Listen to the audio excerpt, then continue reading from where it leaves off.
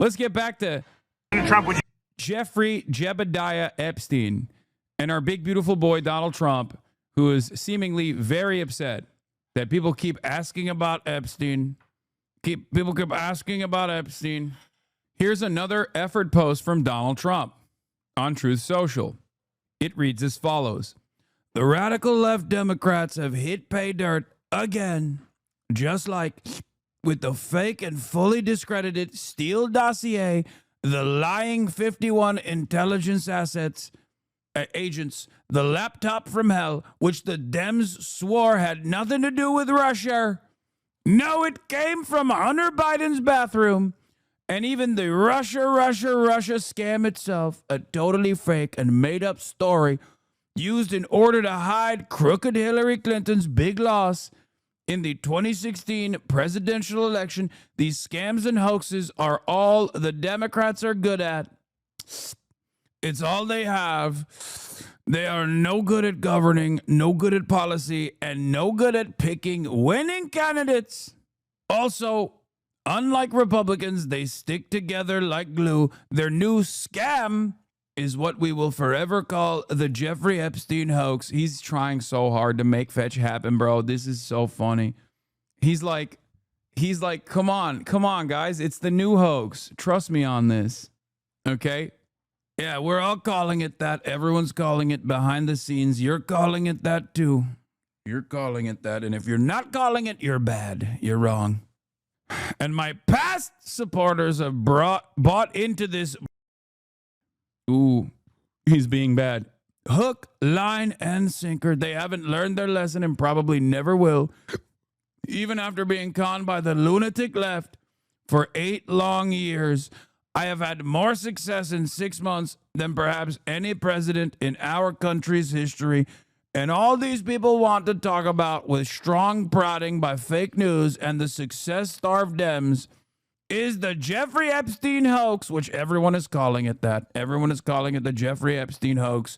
If I see you calling it something else, I'll get very mad.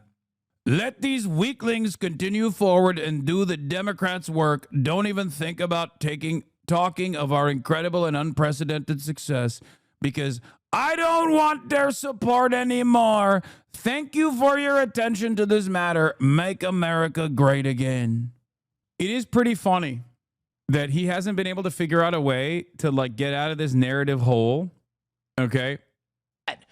And as a consequence of that, he's even losing Tim Pool, which is a Israel and Russia crony.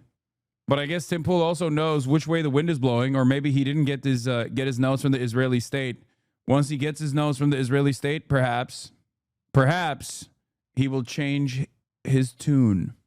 Ukraine is the enemy of the world. Trump is miserably screwing this up, unless for some reason this was his intent. This one's hurting the Trump team, his base, very much so. You're not going to get out of this one with Trump supporters, prominent individuals being like, guys, let's just trust the plan here. That ain't happening. And there are ways to handle this, and this ain't it. With this massive post by Trump, it's getting bad. I love what a chatter said about getting a taste of Democratic medicine where the base gets nothing they want. And even now, we see the same. Now Republicans saying, stop spoiling. Just be happy with what you have. Yeah. Peak Alex Jones here. Oh, hell yeah. Alex Jones responds to Trump excommunicating him. You're not the Pope, bro. Wait, where is it? About 50. A jellyfish has a higher IQ, in case you didn't know, than 50. Some of the 50 IQ can barely form words. It's a no-brainer, Trump, that you want this to go away because you know they've spiked the file. I believe it. That makes sense.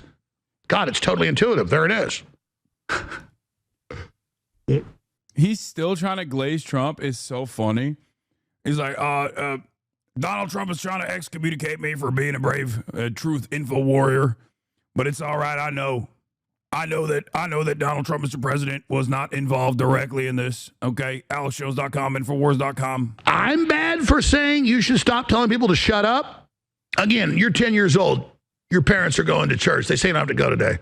And they say, whatever you do, don't go look in the Chester drawers in front of the bed. My parents never did that. It's just hypothetical.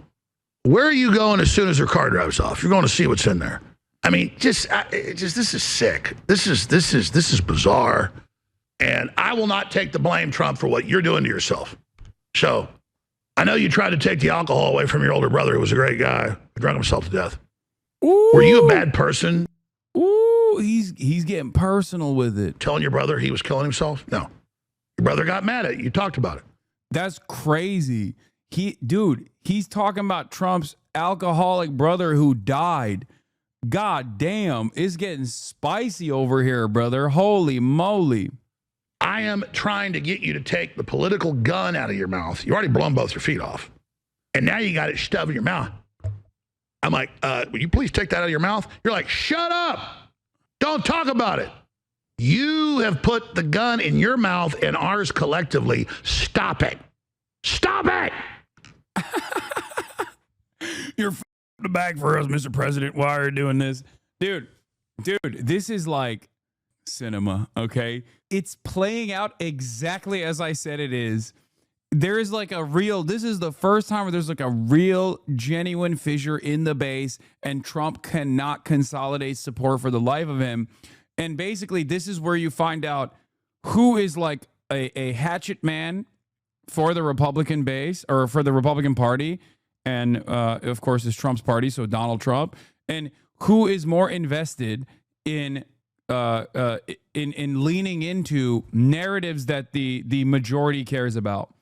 In the past, we didn't really get to experience this kind of fissure amongst the quote unquote supposedly independent media outlets, with the exception of, I guess, Israel, because Ben Shapiro's dick riding of Israel definitely got out of hand, and it pissed off a lot of people.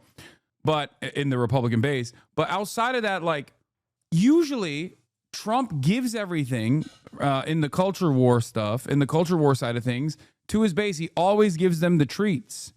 So no one in the independent side of the Republican media apparatus has ever had trouble saying that they're independent while simultaneously defending Trump. This is a moment where he's not doing that. He's actually directly at odds with the popular support from the base of the Republican Party, from the MAGA base. So you're recognizing who is actually a loyal servant of Trump and by extension the Republican Party, and who is more so invested in repeating whatever the base wants. Alex Jones is in the middle. On the one hand, he is still desperately trying to cling on to Donald Trump. On the other hand, he recognizes what the people want, what his audience wants, what the base is demanding. And at this point, they'll still talk about how big of a failure this is for Trump, how he's up, how he's this up. It's just a mistake. But eventually this is going to boil. Eventually this kind of tension is going to lead to people actually separating from Donald Trump aggressively. And these are some of the most insane people, okay? These are some of the craziest people out there. They have an arsenal of weapons, and they believe in whatever kind of conspiracy, some real and some totally insane and fake. You don't want to piss these off. Donald Trump has had numerous attempts on his life. 2 of those attempts were conducted by a registered Republican and a former Trump voter. Ryan Ruth, big-time NATO Andy for sure, but literally was a former Trump voter. You don't want to piss these guys off. You don't want them to do a Pizzagate to you, okay? I'd be very careful if I was a famous Republican media personality that is aggressively defending Donald Trump here at a time when there is unprecedented anger and resentment directed at Trump. That's all I'm saying. Yeah, you don't want Pizzagate to turn into Mar-a-Lago Gate. Let's take a look at what Megyn Kelly is saying on the other hand. As Trump has managed to call large portions of the MAGA base that are still interested in Epstein and want answers selfish, weaklings. He doesn't want their support, and that they're believing in a Democrat-created hoax. Now, there's all sorts of, substantive responses to that on the Epstein merits, but I'm not interested in that for now. I'm interested in the politics of it, Rich. Yeah. So he's in the phase he often is in when he's in the midst of these controversies. I think spaghetti against the wall phase, and then he'll see what sticks and then go with that. But I don't think it's a great idea to make the connection to the Russia hoax, which was about him. So this kind of implies that this also is about him. Right? I don't think it really is. And the idea that he doesn't know where this is coming from, and it was all created by Democrats, this has been more of a matter of interest for the right, including the highest officials in his Justice Department, right? Pam Bondi talked about it. Kash Patel talked about it. Bongino talked about it. Yep. He's basically, by the way, he's literally saying what I said yesterday, which is that he's pulling almost like an Israel route by not reading the room appropriately. This won't actually cause people in his base to go, oh, this is fake, just like the Russia hoax was fake. It will cause them to go, wait a minute, this is real. So does that mean the Russia hoax wasn't a hoax at all? I don't think that they'll make that logical leap, okay? But, like, it's not working. My point is, it's not working because obviously this is a very important thing for a lot of people in his base, understandably so. This is the one time where they're like they're kind of on the money with this conspiracy. So when are you interviewing Lina Khan? I don't know if you know this, but I already have. President Trump, would you consider appointing a special counsel to investigate the Jeffrey Epstein investigation? I have nothing to do with it. That's crazy. That's crazy. Why would you say it like that? Why would you say it like that? What a wild thing to say. Also, I mean, we already talked about this, but like, this was really funny. Guy who absolutely despises Donald Trump, an incredibly prominent critic of Donald Trump, only turns around and like speaks in favor of Trump to defend the Epstein client list, and it not existing. The Epstein client list is real. So is the Tooth Fairy and Santa Claus, says Stephen King. Prominent Trump critic Stephen King only comes out to say something that's like ostensibly pro-Trump when Trump's base is yelling at him over the Epstein list not being revealed. Then he goes, boy, I hit a nerve with that Epstein post. The list is like UFOs. Everyone knows someone who's seen one. Oh boy. Oh brother. Oh, how odd. Oh, no, no, no. Oh, no, no, no. What does that mean? I mean, I think I know what that means. If you know the ending of the book, it's not shocking. Did Epstein traffic young girls? Yes, of course. Is there a client list? Doubtful. Conspiracy fodder. He is still talking about it. He's still talking about it. That's weird, man. That's weird. Why are you... See, the thing I don't understand is like these guys could just keep quiet. I mean, that's literally what the Clintons did, right? The Clintons just kept pushing. They never, you will never catch them talking about Epstein's unless it's directly talking to Epstein or Ghislaine Maxwell in one of their numerous and I guess exciting experiences that they had together. Okay? I don't understand why these come out and they're like, guys, by the way, this thing that everyone knows is very real. This thing that everyone is broadly aware of. I just want everyone to know, yeah, it's fake, actually. It's fake. Please stop asking further questions. Like, at least the Clintons, who were directly involved with Jeffrey Epstein and Ghislaine Maxwell, knew better than to constantly talk about it. To be fair, TrueAnon also says the client list is fake. Like, he didn't keep a list. If there's one list, it's a list of all the people on tape. Yes, the Jeffrey Epstein client list is basically just... like, that's just semantics, okay? That is just a semantics argument. I don't engage in it because it's stupid. When you're talking about that, you're not talking literally that like Jeffrey Epstein had all of the clients and like what kind of underage person was trafficked with every single client on one neatly put together list. When people are talking about it, or at least when I'm talking about it, I'm referencing verifiable evidence of the people that we know have been directly involved with Jeffrey Epstein and to what extent their involvement was with Jeffrey Epstein. Okay? That's what I'm referencing. No, the little black book is not the client list. Those are just people who he had the information of and has been in contact with. Okay, that's it. When people are looking for evidence, or when people are looking for like the client list, they're actually referencing like the extent of the involvement with people that we know of and people that we don't know of but suspect of being involved with Jeffrey Jebediah Epstein. Doors open. Kaya's back from her spa day. Oh.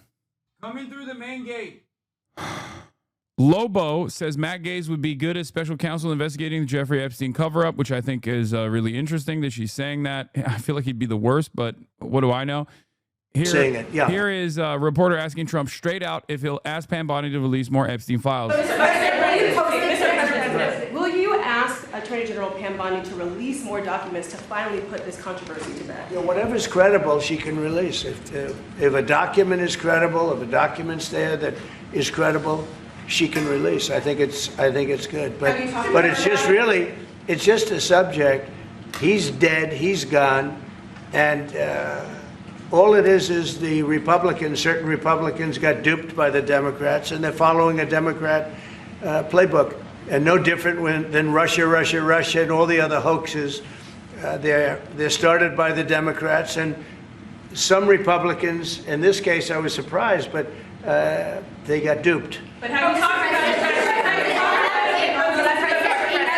about it? Have you talked about it with her the last witness? President, first of all, remember your high-ranking officials, whether it's been your FBI director or Pam Bondi, they have made some inconsistent statements in the past. We've had. Well, I don't know. I can't speak about him, but I can say that Pam Bondi, I really think that she's done very good. She says, I gave you all the credible information. And if she finds any more credible information, she'll give that too. What more can she do than that? I mean, honestly, what more can she do? And we do have bigger problems. You know, we have problems with millions of illegal people that came in here, and they're killers and murderers. We have 11,888 murderers that were allowed into our country by Biden, sleepy Joe Biden, stupid Joe Biden.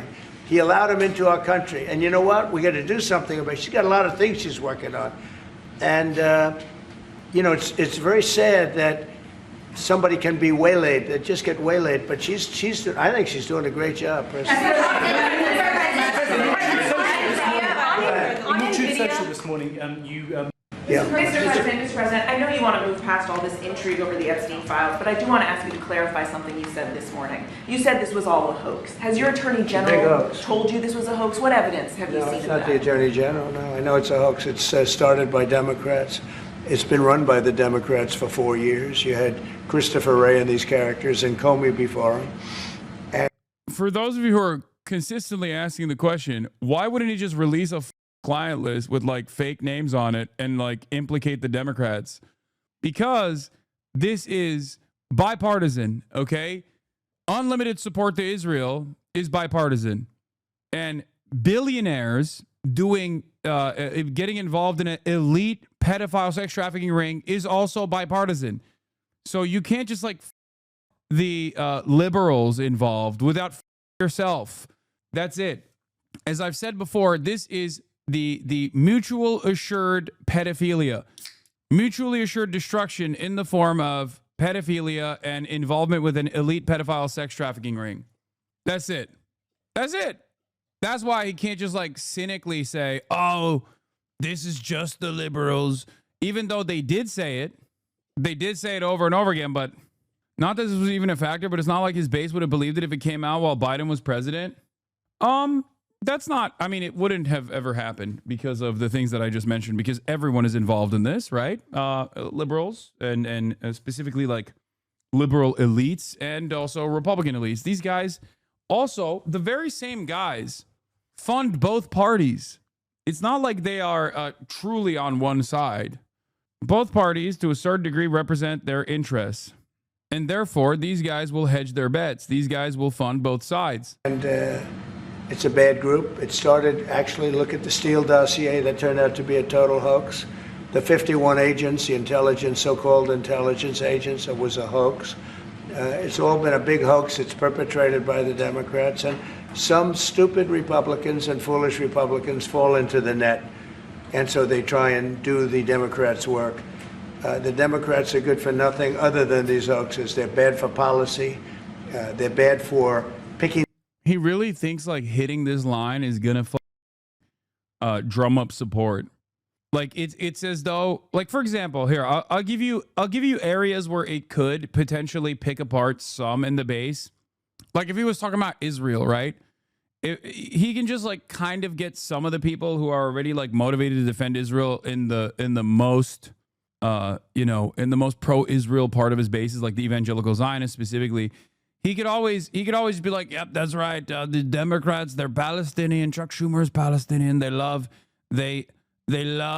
Palestine. They love Hamas, right? Like he could do that, and then maybe some would be like, yeah, that's right, because like this is not that in the order of priority. Like Trump stopping wars is not as high as a priority as like the Epstein stuff is. Okay, this is directly something that he promised, and something that like many of his boosters promised, something that many of his boosters care about. Okay, and for him not to he thinks he can like hit this on a partisan angle and be like, oh, this is just a hoax, when it's like, well, okay, you said the hoax over and over again. You were saying that this wasn't a hoax before you got elected. Now that you're in charge, like all of a sudden it's a hoax. Get the fuck out of here. Candidates that can get elected, like in New York, we have a communist running. He may get elected too, actually, but he'll destroy the city. No, it's I call it the Epstein hoax. Takes a lot of time and effort. Instead of talking about the great achievements, we've had a great gentleman yesterday, as you know, went on CNBC and he made the statement that Trump may go down as the greatest president of all in the United States. And instead of talking about the things we've achieved, we've had tremendous achievement. They're wasting their time with a guy. The best part about it is that the more media asks him about this, the more he has to talk about it. And the more he talks about it and deflects away from it, the more people get angry and agitated in his base of support, especially. Who obviously had some very serious problems, who died 3-4 years ago. I'd rather talk about the success we have with the economy, the best we've ever had, and all of the things we've done, including the Middle East. I mean, you see it. Instead, they want to talk about the Epstein hoax. And the sad part is it's people that are really doing the Democrats' work. They're stupid people. Yeah, go ahead. I feel like Trump thinks his base is stupid. Why'd they say? Channel 4 is getting involved. Talking about Trump says Epstein case is a scam, lashing out at his supporters. Thousands of hours of tapes of people doing horrible shit. Why'd they say that? Right. Didn't Pam Bondi say that? We are going to try to get to the bottom of what's knowable now that they're telling us there's no there there. I mean, for me, that's just a red cape in front of a bull. The MAGA movement in a civil war. Ladies and gentlemen, our president. Normally, I love seeing the one thing that the Trump base does unironically and actively care about, to a degree where like they might even drop support of Trump over. Okay, respect. Like I'll take it. I'll take anything at this point. Failingly loyal allies of President Trump, angry and suspicious of his backtracking. Would you declassify the Epstein files? Yeah, I would. Yeah. All right. I guess I would. I think that less so because, you don't know. You don't want to affect people's lives if it's phony stuff in there, because there's a lot of phony stuff with that whole world. But I think I would. Now, after tantalizing his supporters throughout the campaign, he's changed his tune. I don't understand why the Jeffrey Epstein case would be of interest to anybody. It's pretty boring stuff. It's sordid, but it's boring. And I don't understand why it keeps going. Republican Speaker of the House Mike Johnson disagrees. It's a very delicate subject, but we should put everything. Yeah, they voted to not release it, like himself included. The f do you mean? Oh, they should release it. Like, this is, again, a thing that people do actually legitimately care about, okay? Which is precisely the reason why when these guys actually do the Democratic Party move, because they're behaving like the Democrats. They're behaving exactly like the Democrats. Good things are not possible. The things that we ran on, it's not happening, okay? That's precisely what's happening here. And the base is like, what do you mean? This is the thing that you actually do. You don't do this kind of shit. This is why we trust you. This is why we believe you. What the hell's going on? Johnny MAGA. Riley Gaines says, was it stupid and foolish when he campaigned on releasing the files? Are Pam Bondi, Cash Patel, Dan Bongino, and Alina Habba all foolish and stupid for peddling this for the past 6 months? Why on earth is he doing this? I love this, man. I love this. God, I'm sorry. This is crack for me, okay? It's crack for me, not because, like, I love standing here and being like, I told you so. It's crack for me because I do think that this is like finally a real recognition amongst this like actual cult-like fandom that perhaps Trump is also deep in the pocket of elite pedophiles in the same way that every other administration has been. Perhaps this is a watershed moment for a lot of people to go, wait a minute. Wait, he's not different at all. He's just like them. There's endless potential in this kind of volatility for people to be corrected, to recognize that, like, this is actually, we are all united on class interests. Cenk was right. No, Cenk said this over wars, which I disagree with. I don't think that it has caused a major fissure in the base. Nothing like the Epstein stuff. Come on. Come on, man. Come on now, man. Surely Trump is in the pocket of elite pedophiles. Surely he is their pocket, their change, their handler, all of the above. Yeah.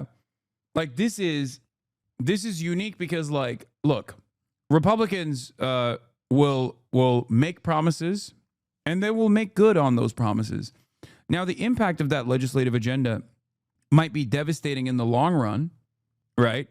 And people might realize that the things that they voted for, they might not enjoy or appreciate. Like in the case of abortion, for example, we saw that play itself out. We're seeing that with the immigration raids that are taking place right now. A lot of people don't like it. And they're like, oh, I didn't vote for this. It's like, well, you did, right?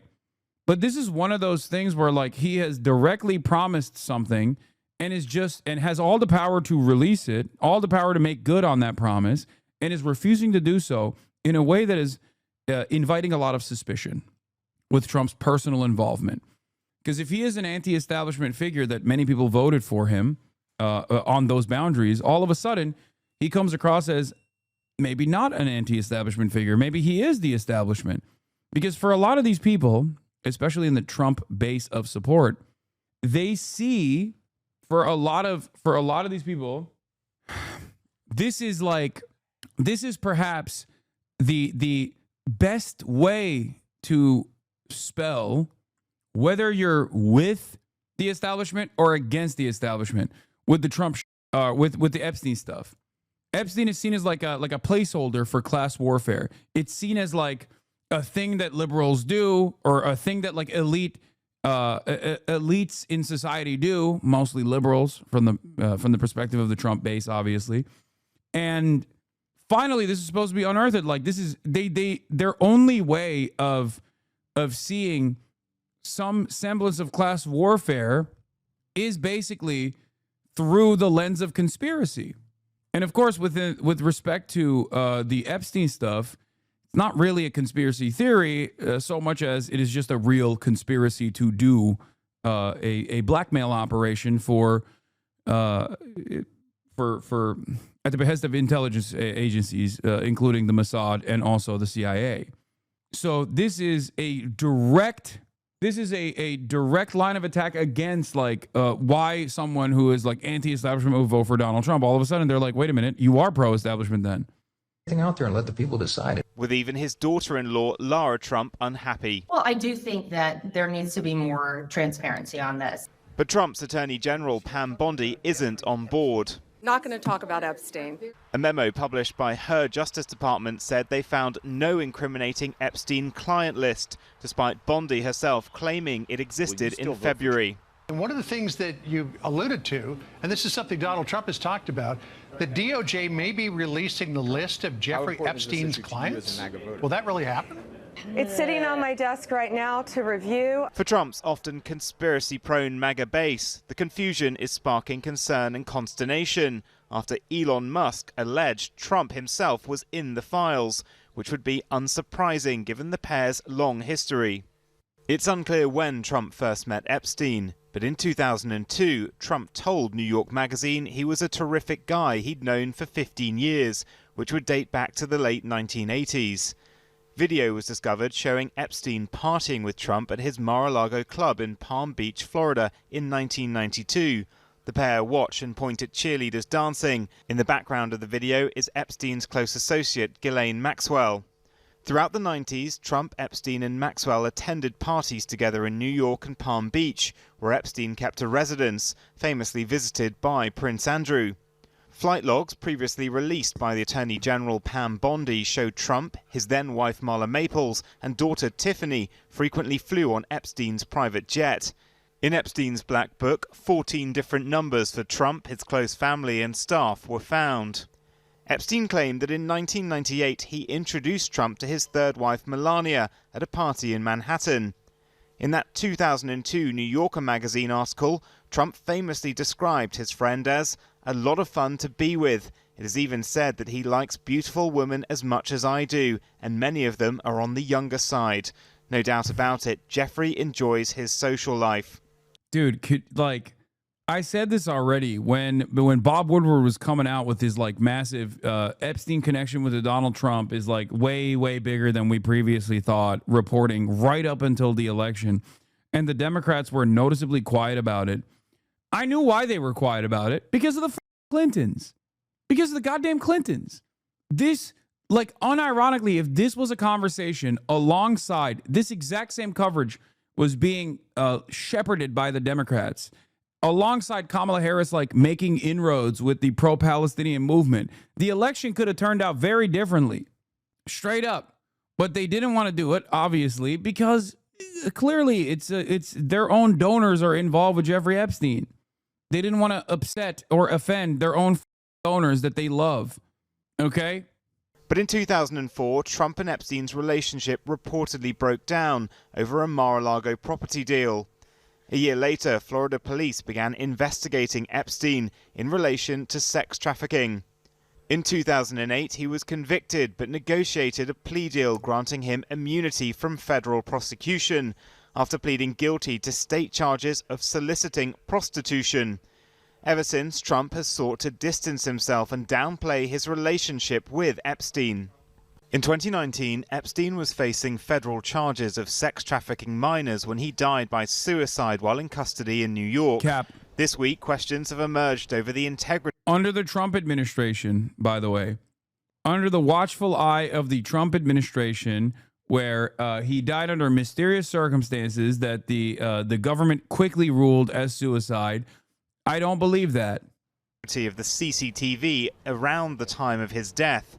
Dan Bongino, now Trump's deputy FBI director, was one of many right-wing influencers who made vast amounts of Epstein-related content. Does it have anything to do with the extensive video network alleged to have existed on his island and on his plane? He's reportedly angry at the administration's U-turn in releasing the files and has threatened to resign. USA! USA! For Trump, who benefited from fueling conspiracy theories like birtherism and QAnon in the past, he may be facing consequences himself with his base for having engaged in the Epstein speculation, given his own history. Well, joining us now to discuss all this is Robert Topinka, senior lecturer at Birkbeck School of Creative Arts, Culture and Communication. Robert, why have the Epstein files captured the imagination of MAGA? Well, the Epstein files have become this sort of respectable way for MAGA supporters to refer to the QAnon conspiracy theory and tap into the energy from that conspiracy theory, this idea. Yeah, except unlike QAnon, this is not fake. That's the difference. With QAnon, this is the other side of the liberal conversation here where they're like, haha, I told you so, right? Leopards eating your face, huh, Donald Trump? You trafficked in a lot of conspiracies. So now look what the conspiracy crowd is doing to you. And it's it's not. This is not a phony, insane conspiracy theory in the way that QAnon is. That's the difference. The night he died, we had to cancel a show with Chapo in Brooklyn because the venue flooded. There were cars floating down the street. It's all connected. Trump controlled the weather to cover up our truth. Oh, yeah. Trump didn't want you guys to do it. Yeah, that Democrats were behind a corrupt system of child sex trafficking. Epstein became sort of the figurehead for that movement, came to be identified with that movement. And throughout the campaign, Trump officials Trump himself, J.D. Vance, Dan Bongino, the deputy director of the. I'm gonna be honest. I said this already. I didn't think that this was ever going to. I didn't think this was ever going to be released, regardless. For the reasons why it's not being released right now, obviously, evidently. But the way that the liberals are trying to message and use this, I think they're doing it because they know it'll never be released. I think they know that Trump will never release this, like any sort of evidence that was unearthed and discovered. And that is precisely the reason why they can posture. That's why you have Kevin Spacey, Alan Dershowitz, people who are directly affiliated with Jeffrey Epstein, coming out and comfortably making these sorts of statements, knowing full well that Donald Trump is never going to release it.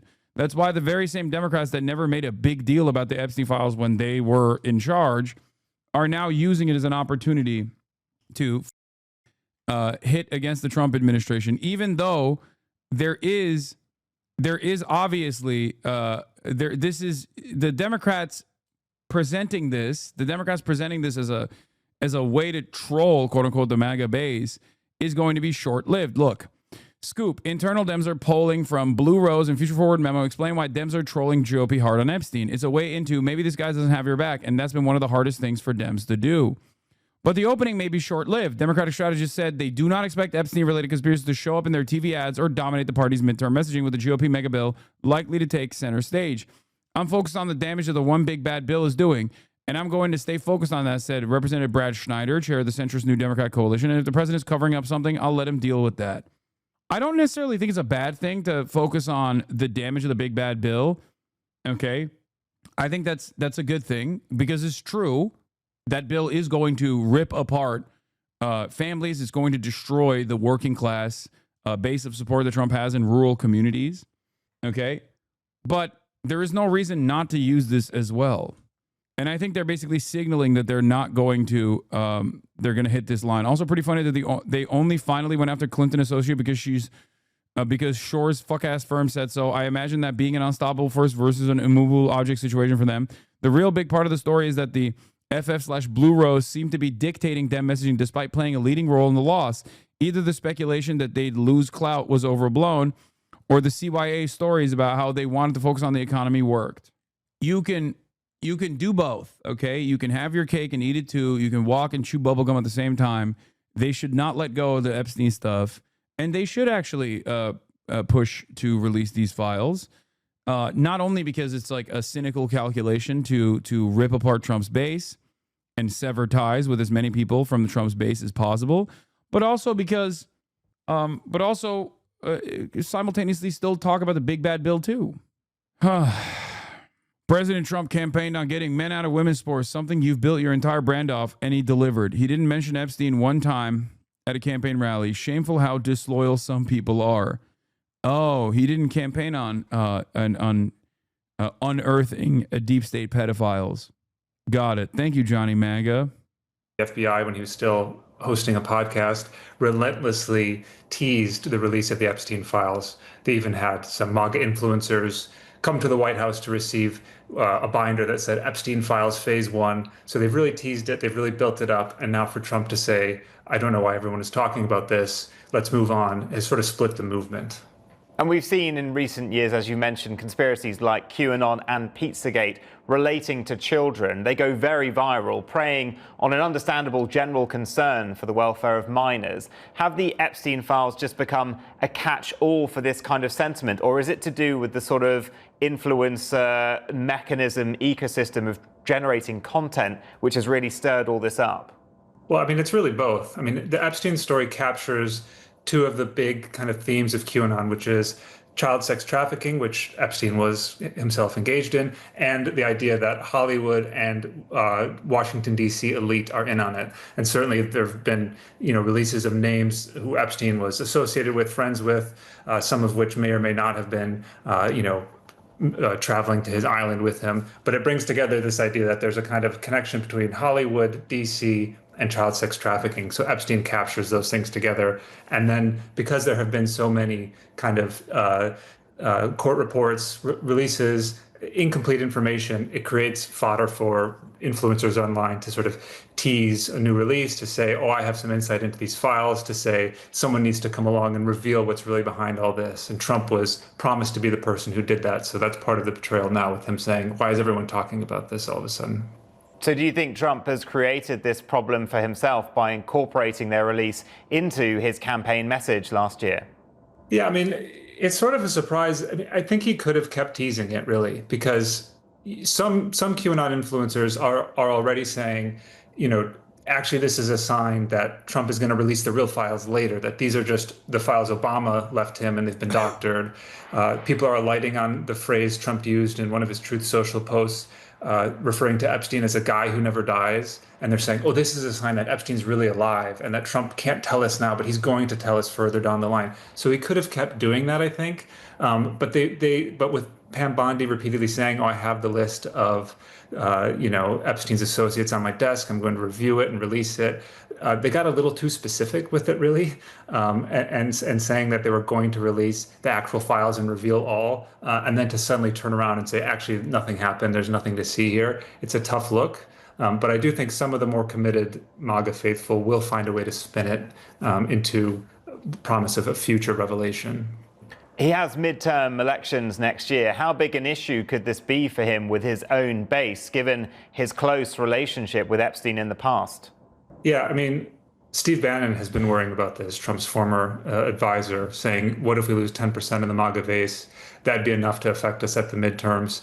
You see people like Andrew Schultz, the comedian, who's kind of associated with the manosphere and been one of these people, along with figures like Theo Vaughn, Joe Rogan, who have been credited with Trump's success in the last election. They're expressing disillusionment. So if he does lose some of these people who are not necessarily super committed MAGA supporters, but see Trump as someone who can stand outside the establishment and critique it and question it, if he loses that authenticity in the eyes of those supporters, it could hurt him, because I mean the margin of victory was not that massive in the last election, and he captured people who he didn't capture before, partly because he was seen as this kind of free-thinking outsider. So if he loses that status, it could really hurt the MAGA movement. NPR called Epstein's involvement with Israel a conspiracy theory and anti-Semitic on Up First this morning. Oh my God. You don't understand, guys. You don't understand. Jeffrey Epstein and his affiliates like Ghislaine Maxwell and Ghislaine Maxwell's family, for example, being directly involved with multiple former Israeli prime ministers is a pure coincidence. It is totally, totally anti-Semitic to ask the question why former Israeli Prime Minister Ehud Barak was routinely visiting Jeffrey Epstein's New York mansion and trying to do the shittiest job of hiding his identity when frequenting the Jeffrey Epstein mansion in New York City, far after it was known that he was a sex trafficker of minors. Please do not ask this question. Okay, this is very, very, very anti-Semitic, deeply disturbing. Okay, deeply, deeply disturbing stuff. And can the Democrats capitalize on this now at all, given the Republicans have peddled false conspiracies like birtherism with President Obama and the Clintons being violent criminals? Is this something they can weaponize now? I think they could. I mean, so far they seem to be a little reluctant to do so. It seems like an obvious political win for them. But of course, Epstein had connections in the Democratic Party as well. They've also bungled previous attempts to attack Trump, the Russiagate scandal that Trump was able to turn against them. So I think there's some caution there because he was so successful referring to the Russia hoax, as he likes to call it. And again, he's bringing that up again as he tries to defend his decision not to release the Epstein files. So I think they have been burnt in the past by this, and they're still a bit disorganized and unsure how to respond to him. But it does seem like an obvious opportunity for them. And do you think Trump might do something now to try and distract from this whole scandal? Yeah, he is. I mean, and you can see his supporters taking up the lead on this. I mean, they've been flouting and Alligator Alcatraz, praising ICE, pointing to the auto pen scandal, as they describe it, with Joe Biden having used an auto pen to sign key documents. So they're definitely trying to shift the discussion to something else. And we'll see how successful it can be. I mean, right now there are still people who This morning, President Trump facing unprecedented criticism from some of his biggest supporters. This has been the first fracture in MAGA over the Justice Department's handling of files related to convicted sex offender Jeffrey Epstein. For days, many on the right have been criticizing Attorney General Pam Bondi's decision not to release the files, but now high-profile figures, including House Speaker Mike Johnson, weighing in. It's a very delicate subject, but we should put everything out there and let the people decide it. And podcaster Joe Rogan, an influential Trump ally in the last election, mocking the administration's response. Like, look, where's the Epstein files? Boo, can't find them. Don't exist. Like, they can get away with man. Oh, yeah. Bondi has said there are Epstein files, but concluded Epstein did not leave behind an incriminating client list and that he died by suicide in 2019 while awaiting trial. Nothing to see here, folks. Also, here's the uninterrupted raw footage that we actually interrupted and edited in Premiere. Contradicting right-wing conspiracy theories that he was murdered. Rogan criticizing Bondi and FBI Director Kash Patel. Kash Patel said there's nothing you're looking for. Oh, okay. For his part, President Trump dismissing the interest. He's dead for a long time. He was never a big factor in terms of life. I don't understand what the interest or what the fascination is. And after his daughter-in-law said there needs to be more transparency, I asked the president about her comment. Do you agree with her, sir? The Attorney General's handled that very well. He has stood by Bondi's judgment. Whatever she thinks is credible, she should release. Trump, like many celebrities, was seen with Epstein in the 90s, but later said they had a falling out, and by the time Epstein was arrested, that he had not spoken to him in 15 years. Asked about Bondi's review. Did she tell you at all that your name appeared in the file? No, she's given us just a very quick briefing, and in terms of the credibility of the different things that they've seen. The Attorney General yesterday deflecting questions about the controversy, but asked about those calling for change at the Justice Department. I'm going to be here for as long as the president wants me here. House Speaker Mike Johnson also signaled he'd support having Epstein accomplice Ghislaine Maxwell testify before Congress, saying he's for transparency. Maxwell is serving 20 years in prison for conspiring with Epstein. Her family is now speaking out, arguing she did not receive a fair trial and hoping the Supreme Court will hear her appeal.